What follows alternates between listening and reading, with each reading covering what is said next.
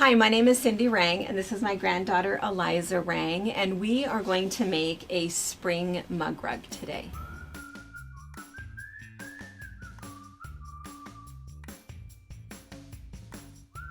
My daughter and I have owned and operated a busy quilt shop in Washington State for over 20 years. We have a retreat center, an active YouTube channel, and a large pattern line featuring our creations. My two sons work on machines.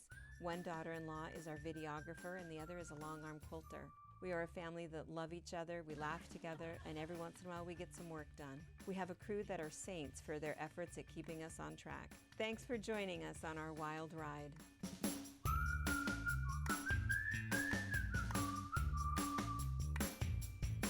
All right, so we've been doing a mug rug a month, and the one that we're making for April is this fun little spring flower.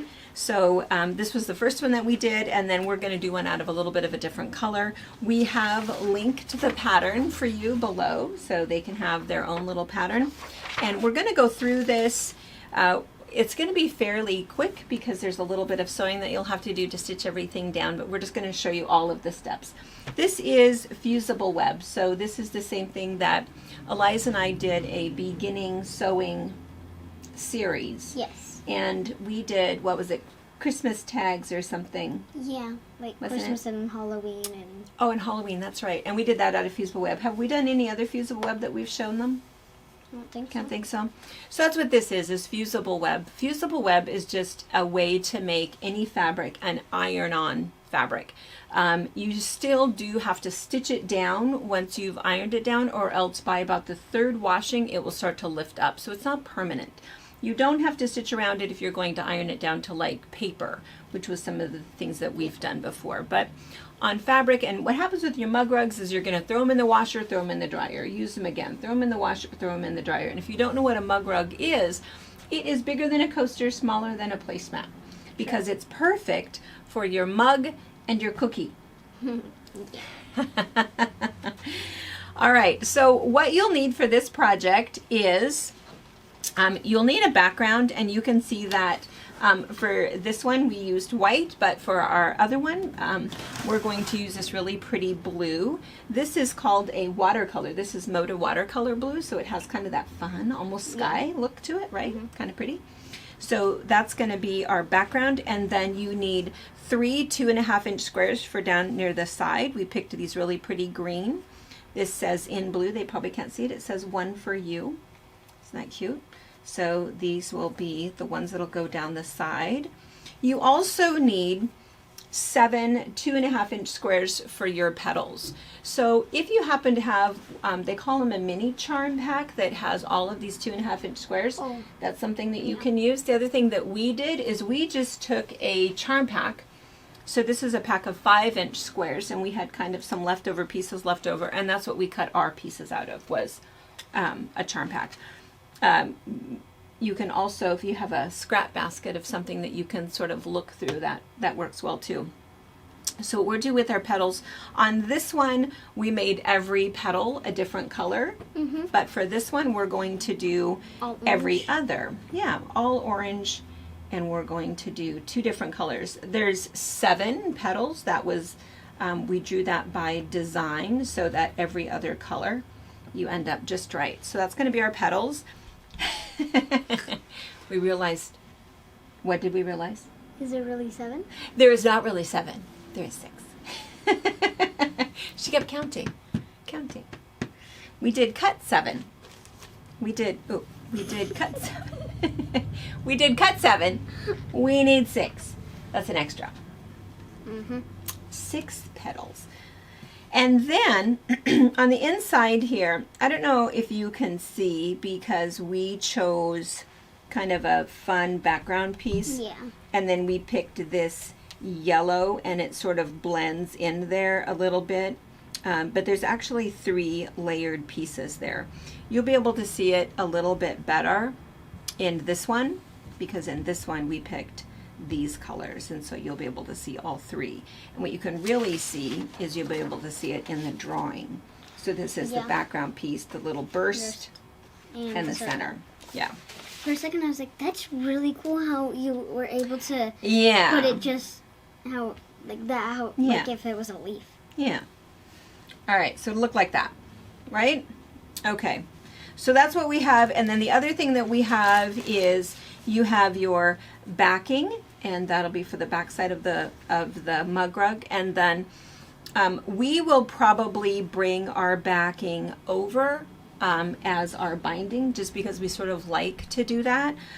Or you can do your own binding. We have a whole separate video, which we'll link below, that has the 7 different options for binding. There's all kinds of things that you can do, but we tend to like to just make the backing a little bit bigger and bring that over, because it's just super fast, super simple, easy to do. So this will be our backing, and then we have our batting. So if you are using if you're making hot pads, of course, hot pads, you have to use the right type of batting, which is the Insole Bright, because it has that little layer, Kevlar layer in there to make sure that it's not going to burn your hands or your table. For coasters or placemats, it just has to be something that's a little bit padded and could be a little bit absorbent. And so you could use leftover cotton batting, leftover polyester batting. What we like is we like this fusible batting, because what happens is you can get something that one side is fusible or both sides are, because then what'll happen is it holds everything into place when you're doing all of your stitching. So we like it, and it comes like this. So there's 1 or there's 2. 1 means, of course, one side. Yeah. And two sides.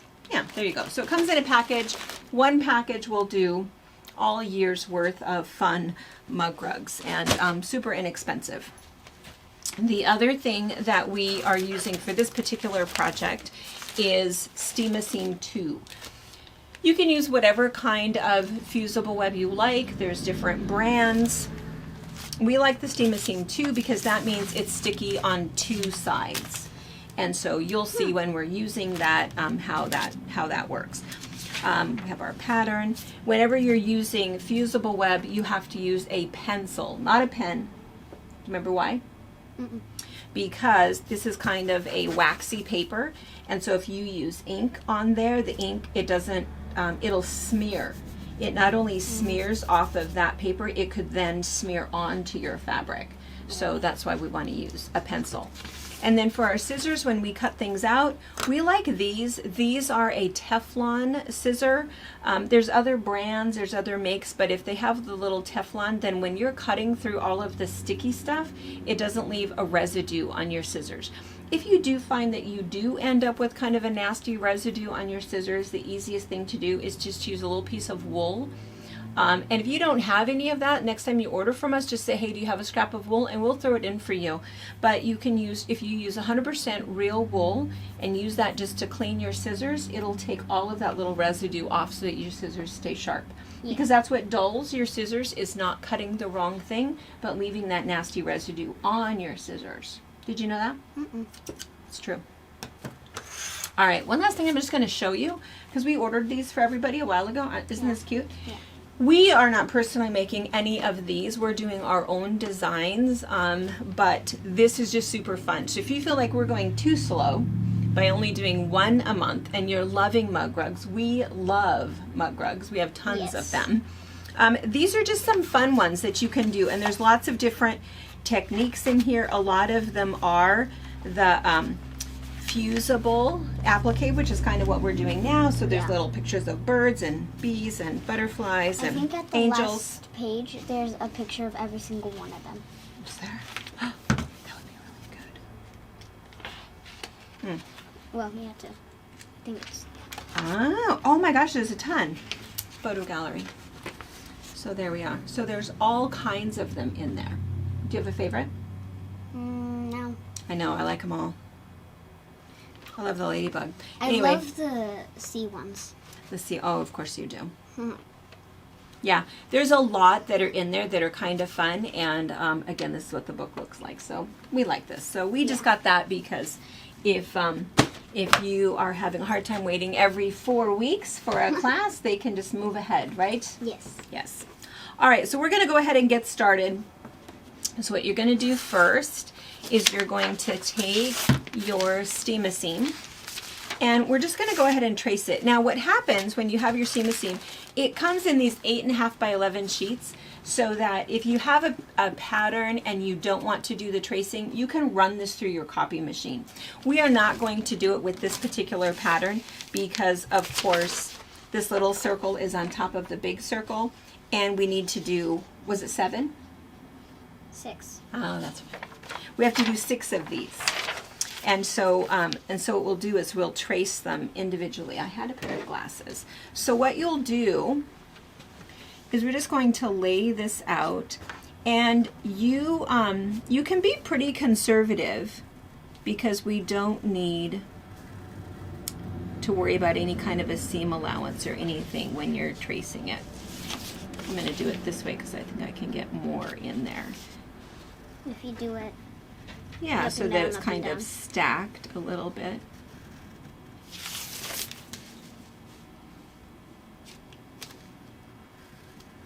Okay, so I'm going to let you, Trace them. yeah, do 3 more, and you might just do them.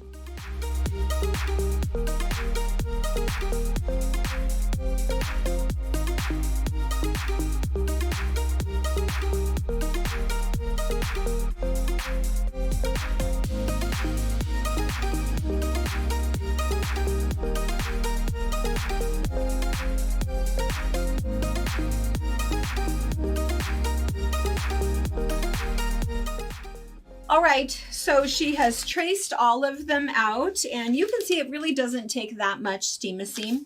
And so what we do is we just kind of rough cut. And rough cut means just kind of cut around everything.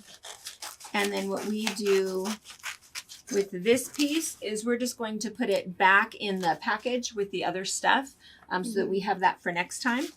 And then for these, what we do is we're just going to, again, just rough cut. And you do not want to cut these out on the line before you iron them down to the fabric. The reason for that is you want it to meld to the fabric and then cut. Because otherwise, if you cut this out first and then cut your fabric afterwards, you'll have those funny little, like hairy bits, you know, where it kind of frays a little bit. All right, so this one, so then you just have to remember which fabrics you had picked. And then what happens is when you peel this off, there's paper on this side. This is actually your sticky stuff. Let's see if I can get it off of there. You need mine. Maybe. There we go. Yeah. So see, that's the sticky stuff that actually turns it into fusible web. And then there's the same, another paper on the other side. So people will ask all the time, which side should I really trace on? It doesn't matter. They give you a blank on one side, and then they give you, I don't know if you can see that in the camera, but they give you a little 1-inch grid on the other side. And so you use whichever side you prefer. And then when you pull it off, you've drawn on one side. The other side, we're going to pull that off, and this is garbage. This side then goes to, a little thread there, goes to the wrong side of your fabric. Now what you're going to do is you're going to go over to the iron, and we're going to iron this down. And what you want to know is that if you've put this on like this, so that your fusible web is hanging over the edge of your fabric, when you put that down on your mat, that sticky stuff, what's going to happen to that? It's going to get all over your mat. Yeah. Which is a bad thing. Bad thing because you can't get it off. So you don't want to do that. You want to just be real clear and make sure that there isn't any overhang at all. The same thing if you have it coming up and it gets all over your iron, it makes a really nasty gunky mess on your iron. So we always have ready for us this iron cleaner. Yes. So if you end up getting something nasty on your iron, you can clean off your iron. They look like a dryer sheet. They are not a dryer sheet. I had somebody tell me once, oh, I just use a dryer sheet. It is not the same chemical. It's not the same thing. It won't do anything. It just looks like a dryer sheet because the way that this works is that it has this iron cleaner on it. I'm going to trade you places for a second to show them. So all you do is you just put it on the edge of your ironing board like that. And then you take your hot iron and you just, I think we've demonstrated this every time we do a fusible web video, we demonstrate it. And then you just run your iron along the edge of it. and it'll smoke just a little bit. There's a tiny little bit of an odor, and it'll clean off your iron. And then what happens is you just used that tiny little 1/2 inch section. So then you can just put this away. You do that as many times as you need to get your iron clean. And then just fold this up again because you have the whole rest of that. Yep. So I tell everybody 1 package of Iron Clean will last you and 3 sewing buddies a lifetime. Yes. Yeah, it just lasts for a long time. The other thing that you can use if you're really nervous about it is you can use this pressing cloth. And the pressing cloth, we just always keep ours in our little package, and they're inexpensive, and it's a Teflon sheet. And so what happens is when you're ironing, you can lay this over the top of things, and you'll see us using it when we're pressing everything. We actually used this when we did our... We did. We use it because then what happens is this, nothing sticks to this. And so you can layer it. You can use it a lot of different ways. You'll see us oftentimes with different projects using this. But then when you iron over the top of that, nothing, everything that is sticky will stick to this, but it doesn't stick, and then it protects your iron. You can also put it down on your mat and it'll protect your mat. You can also just envelop everything in it, so everything, the mat and the iron, is protected. So you'll see us using this when we're putting it all together, and that's how it's used. So these are just little extra things. All right, so now we're all hot over here. So all we're gonna do is come over here and again, just kind of heat that. And it probably takes, I don't know, what do you think, 15 to 20 seconds? Yeah. To heat that up. And then once we've heated that up, then you want to cut it.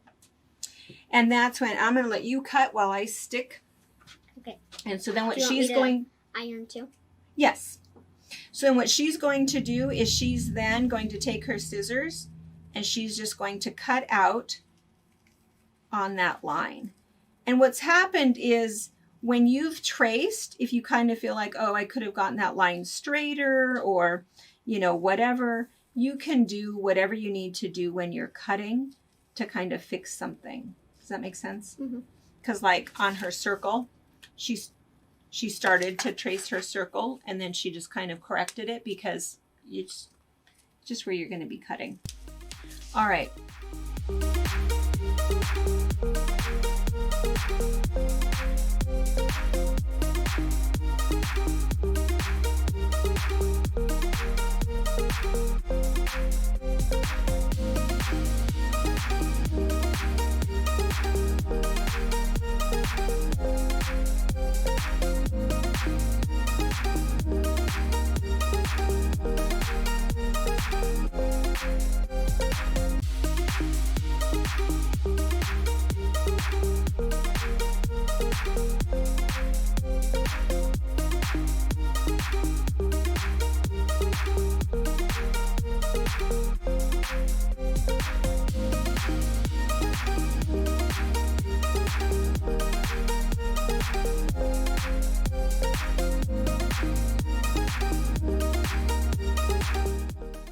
Okay, we want to show you one last little thing as we're cutting our pieces, and that's about something like fussy cutting. And fussy cutting is when you have an image on your fabric and you want that particular image to be in your block. So if we were cutting out squares, we might cut out a perfect 2.5 inch square so that that daisy is right in the center of that square. What we're doing is this is going to be the center of our flower. So you can see on this one, it's those little polka dots, but we want this little guy to be the center. So when we have our little circle on the back, you can see the flower on the back side. So we're just going to lay that out just like that.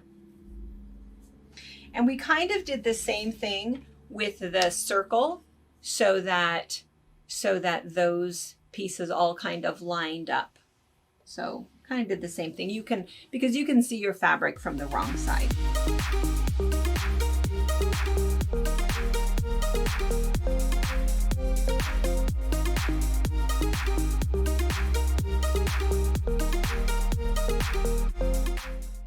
Oh yeah, funny, right? Okay, so I think in the pattern, what I said is that this is a 6.5 inch square.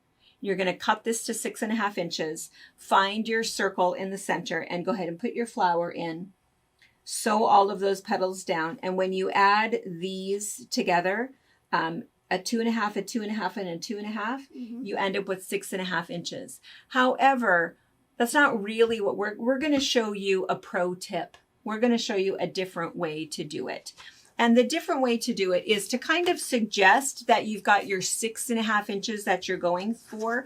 But what's going to happen is we're going to put all of these pieces down, and then we're going to go to the sewing machine and we're going to stitch all of that stuff down.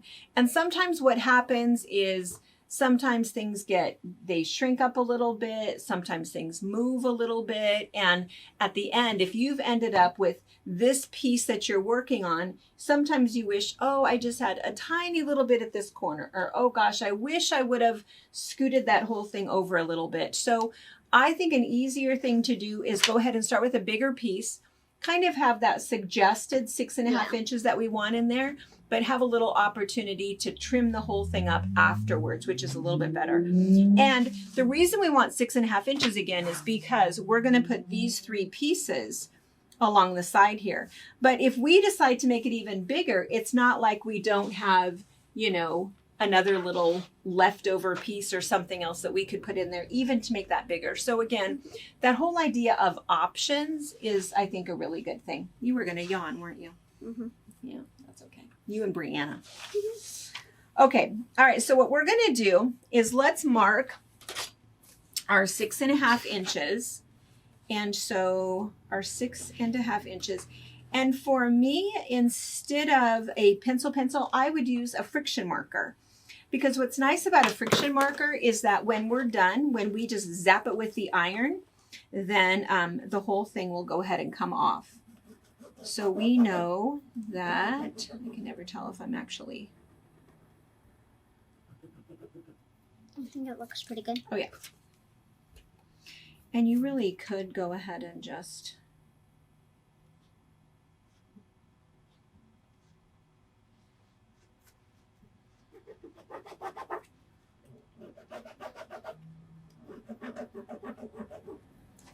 okay. Oh, whoops. Made a little smudge there for you. Yeah. Okay. So that is kind of what we're hoping for.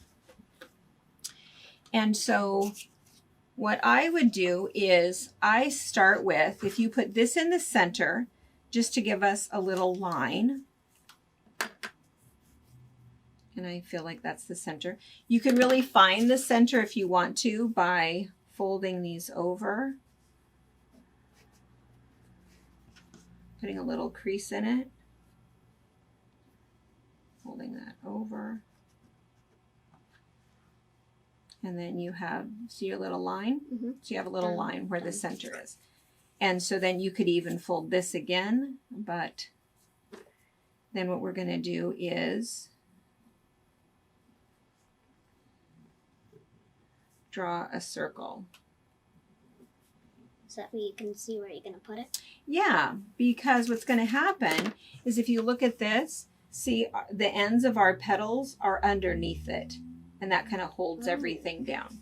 So now we can unpeel these. All the petals? All the petals, and we're going to stick them down. And since we've used Steam a Seam 2, when we peel this off, these are sticky, like a Post-it note. Right? So we're just going to go ahead and overlap that circle as we tuck it in.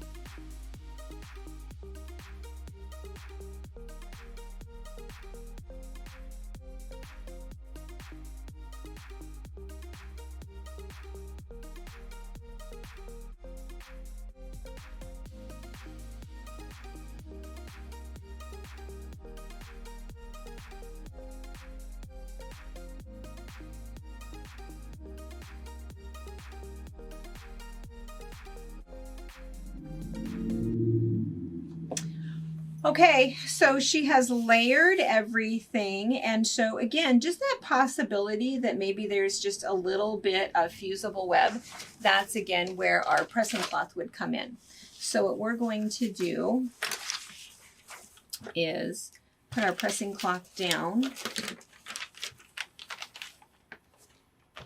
and then we're just going to fuse it into place. So this will make it sticky so that as she starts to sew everything together, nothing is going to slip.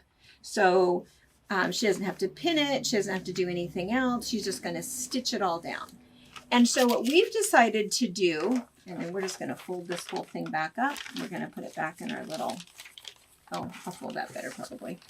So what we're going to do, I'm going to show you up close on this one. What we decided to do is we decided to use some of those really fun stitches on our sewing machine. And we can show you over on our sewing machine over here where there's all of these fun stitches that you may never use. So there might be something with a vine on it, something with a little petal on it, whatever you'd like to do, it doesn't really matter. It is going to take a little bit of time to go ahead and stitch it down, but it just makes each one of your petals look a little bit different. You don't have to do it that way if you don't want to. Maybe there's just one stitch that you want to stick with, and that would be okay too. But you're going to want to stitch around each one of your petals, and then you stitch all the way around your outside circle. I opted not to stitch around the little wavy thing in there because, oh, yikes. I mean, right? That's kind of hard. Yeah. And then the center one here, that's just a satin stitch. And a satin stitch is just a slow zigzag stitch where it's just putting it together really, really tight. And you can go around there. So that's what you'll do next. And so what I would do, we're just going to kind of rough cut this a little bit. Because again, we have, oh, look, we took off our lines. I knew we were going to do that, right? Because it was a friction marker. Yeah. But that's okay. So of course it's going to happen. Of course. And then your other option with your batting is that if you would like to do that part here where you're stitching through everything, you can, if you just need a little bit of stability. Or you can go ahead and just do all of your stitching onto this. I think if we do all of our stitching onto this, that'll be fine. So that's what she's going to do next, is stitch all of this down. After it's all over and done with,